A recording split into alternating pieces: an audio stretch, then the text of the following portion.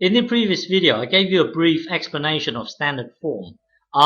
Here's an example of a standard form. Let's say 3.7 times 10 to the power 4. Okay, this is your A here, and in this video, I'm going to explain this bit here, just this section here, what it truly means. This bit here, we will leave it to another time. Okay, so if you have 10 to the power 6, what does this actually mean? Okay, so I'm going to explain this section. Okay, so let's have a look at this here. 10 to the power of 0. Remember, 3 to the power of 0, it equals 1. And in one of the earlier videos on indices, we found that if you have any number and then if you power it to 0, it always equals 1. So if you have 137 to the power of 0, that equals 1. 9 to the power of 0, that equals 1. Well, 10 to the power of 0, that equals 1. I know it's weird, but it's just something that you have to accept. Just accept this. 10 to the power any number to the power of 0 would be 1. Okay. Now 10 to the power of 1. Well, 10 to the power of 1, that's just like you writing a 10. So 10 to the power of 1 is just 10. Now 10 squared, or 10 squared here means 10 times 10. So 10 times 10 is 100. Okay. This here, it means 10 times 10 times 10. Well, merge these two together, that gives you 100. So you can visualize it for 100 times this, times 10. So that's a 1 with 3 zeros. Okay, that's 1000. Okay, so if you have something like this, let's say 3.7 times 10 to the power of 4. Okay, let's see what's going on here. Okay, let's remove this and just say to the power of 1 for the time being. So 3.7 times 10 to the power of 1. Well, 10 to the power of 1 is just like saying 10. So let's remove this. Okay. Now look what happens when you times this number by 10. Well, do it like this. 3.7 times 10. Well, when you multiply decimals, let's ignore the decimal. Do it as 37 times 10, and then deal with the decimal after. Okay, so 0 times 7 is 0. 0 times 3 is 0. Now 1 times 7 is 7, and 1 times 3 is 3. Add the two up. So it becomes this. Now the decimal is here. Let's put our decimal. Our decimal was originally 3.7. Now because this number is one place behind the decimal, then we've got to move this one place. If you have something like this, hang on, 3.75 times 2.8. Let's just say you do your stuff, and then when it comes to the end here, you've got to look at the decimal. So you've got one, you've got to count the digits after the decimal. Here the decimal, you've got a decimal here, you've got a decimal here. So it's 1, 2, 3. In which case you have to do this: 1, 2, 3. But because our number here is only one place, we only need to move it one place. So here we only need to move it one place. Well, anyway, 3.7 times 10 is actually it's actually 37 because the decimal's here. So I can really forget about this now. You could say 37.0, but we can ignore this, and we can ignore this. So the answer is really 37.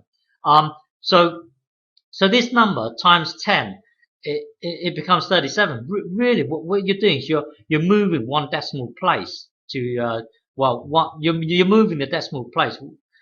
Watch this. Okay. Let's do this one here. Let's say 2.6 times 10 to the power of 2. Well, 10 to the power of 2, we can visualize it as timesing it by 100. Okay, because look, 10 to the power of 2, that's 10 times 10. So we can just imagine it as this. Okay. Now 6. Let's do 100 times. Rather than writing 6.2, let's just do it 62, and then we'll deal with the decimal later. Remember, when it comes to the decimal later, it will be one place only. Okay. Okay, let's remove the decimal for the time being. So now we are trying to work this out here. So 2 times 0 is 0. 2 times 0 is 0. 2 times 1 is 2. 6 times 0 is 0. 6 times 0 is 0. 6 times 1 is 6. Okay, so now add the two number, add the two up. So here the decimal is here. Now our original number was 6.2. Now here it's only one. We got to move it one place. We got to move the decimal one place back. So it will be here, like this here. Okay. So the decimal is here.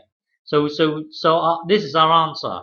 But we can actually get rid of the 0 here, get rid of the decimal here. So 620. So you notice that if you get 6.2 times 10 to the power of 2, you could visualize it like this: 6.2 with lots of zeros, because 6.2 is the same as 6.2000000 and so on. Well, because it's times 100, well, you move it 2 places here. So the answer is 620. Okay, so hang on, let me give you another example. Let's say 3.9 times 10 to the power of 3. Okay, so when you come to evaluate this, visualize as this 3.9. Okay, 3.9 is the same as 3.9000. I can put as many zeros as I want behind it. It will be the same thing. Now, times 10 to the power of 3. What you're really doing is timesing it by 1,000. You see, the minute I know I times it by 1,000, I can actually move the decimal 3 places. So it's 1, 2, 3. So our answer, the decimal, will be here. So let me just remove this. So our decimal is here. Well, if the decimal is here, well, because all these are zeros, I can actually remove these to tidy it up. Okay. So and what's the point of having 3900 point blank?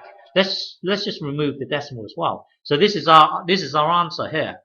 Okay. So 3.9 times 10 to the power of 3 is actually this number here, because what you do is you move it 3 places. Okay. So let me give you another example. Let's say 2.8 times 10 to the power of, let's do 4 times 10 to the power of 4. Okay, so write 2.8 as this. Well, 2.8 is the same as 2.80000. Well, you can have as many zeros as you want.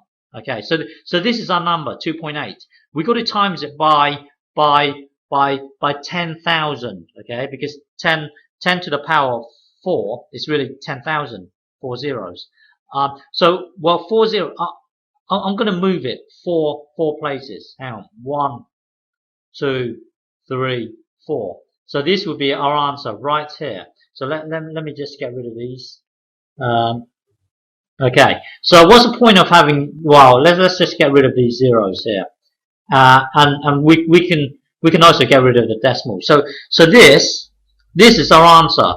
2.8 times 10 to the power of 4 would be 2800. Really, it would be 28,000. Okay, so this number is the same as this. Okay, so we are just converting standard form into decimal form, normal form. Okay, in the next video I will show you let's say 1.9 times 10 to the power of minus, let's say 5 or something. What does it mean when it's times 10 to the power of minus 5, and so on. Okay.